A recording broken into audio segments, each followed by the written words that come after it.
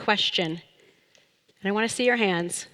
Who here contributes to an organization looking to make a change in this world?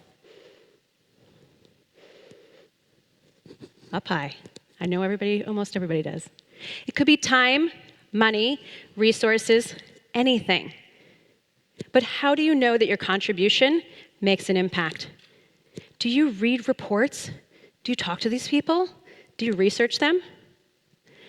So I had those same questions myself until a conversation in a bar changed my thinking when it came to making real and significant impact. I learned about the mortality rate associated with developing countries and non-communicable diseases, and how this disproportionately affects women. I mean, obviously, that's what everybody talks about in a bar, right? So, picture in your mind a woman that you know. She could be your mother, your sister, your spouse, your friend, or any of the women in here. You got her? I bet you would do anything to help her, right? Especially if she had a treatable disease with a cure rate of 85% when detected early. In Switzerland, in this country, 104 women died last year from cervical cancer. While in Rwanda, a country of similar size, 310,000 women died from the same disease. We can do something about this gap, and it's not as complex as you think. There are organizations working to address this gap, but the problem I found, it was still prevalent and not being solved effectively. These organizations didn't convince me that they were having the impact that both they and I wanted. So, as an engineer, I'm trained to look for gaps and to find solutions. I'm trained to figure out how to fix them and to find opportunities to save lives. And so, like any good engineer, I set my mind to figure out what to do about this gap and to find a solution. When the World Bank advances a country from third to second world, it means that they're making money as compared to others around the world. And this, amazingly, is great news. But with this advancement, over 80% of their foreign aid leaves. This creates a gap, most especially in the healthcare system. These developing countries are now absolutely alone in treating diseases they've never seen before and are not equipped to treat, creating a brand new health crisis. As somebody who spent my entire career in the medical device field, I knew that there was usable equipment sitting on the shelves of manufacturers. I also knew that this equipment is oftentimes thrown away just to make room in a warehouse. As I've disgustingly carried equipment to a dumpster, I thought to myself, we have to do something about this. People need this. Obviously, that's not me. In fact, 70% of all donated medical equipment ends up in landfills. The gap I identified was ensuring that first world countries weren't just flying in, dropping things off, and flying back out again. Properly matching excess medical equipment from the manufacturers to the developing countries that are literally dying for it is how to solve this gap. But moving equipment from one country to the other is not what I'm talking about. This has been happening for years. What I discovered was that in order for an organization looking to make a change and make a real impact, they need to have a support system and a framework to ensure long-term sustainability, desired impact, and community ownership. Last year, 22 million women in developing countries died from treatable diseases, just like diabetes, heart disease, cervical, lung, and breast cancer.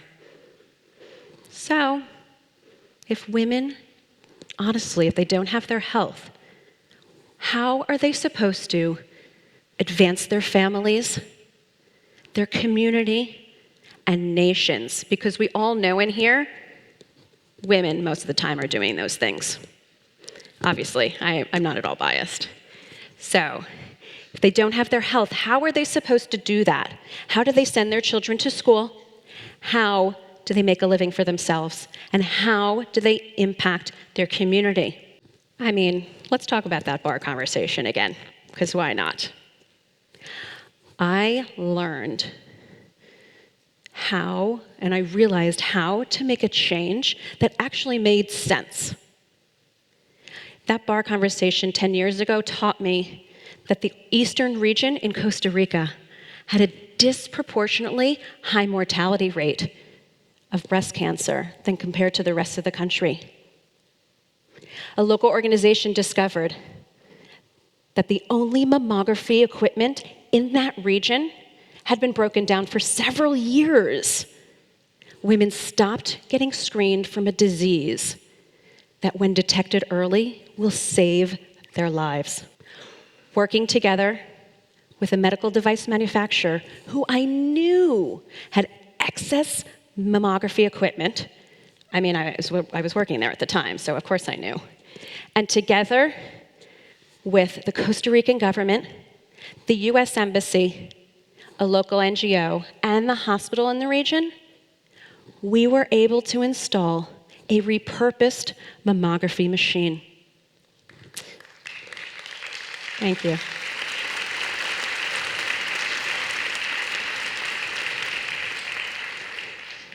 So now, several years later, the mortality rate is back down to normal ranges, approximately 10 times lower than it was before that equipment was installed. So what was old to one was brand new to another. While I didn't have a framework when I set out to work on this problem years ago, what I realized, the key to our success was in how the equipment was placed.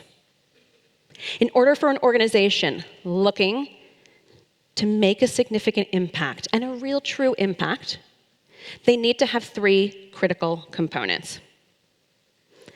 The first one, community ownership.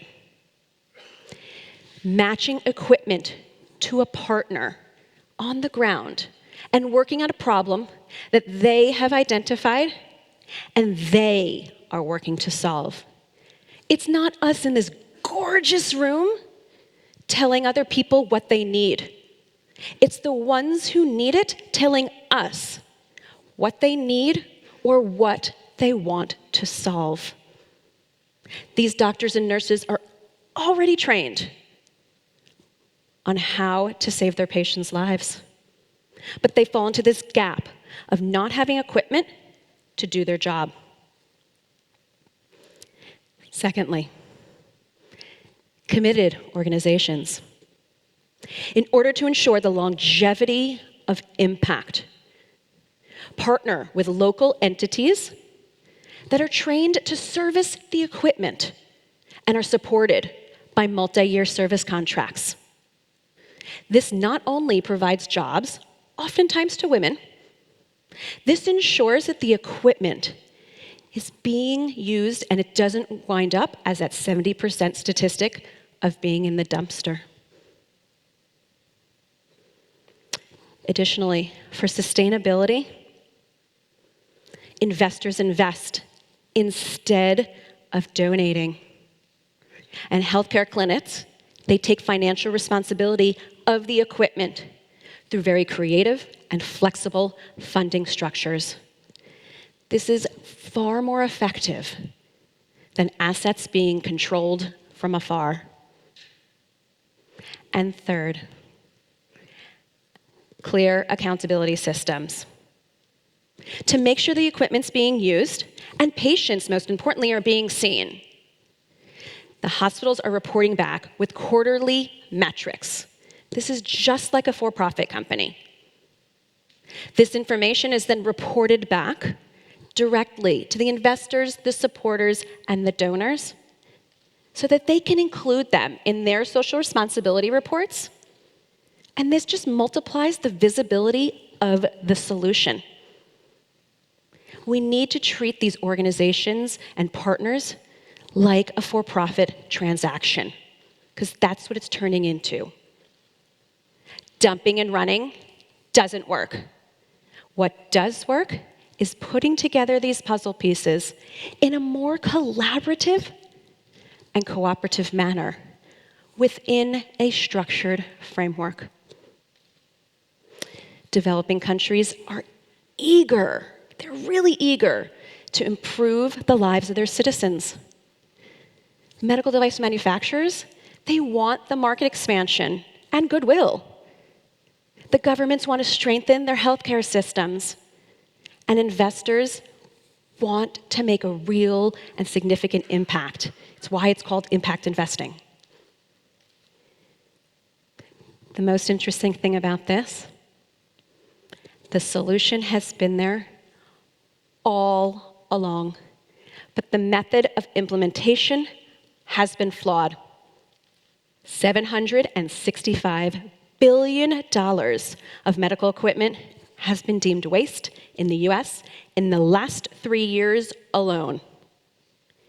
If even 10% of that equipment was repurposed, we could save the lives of 40 million people.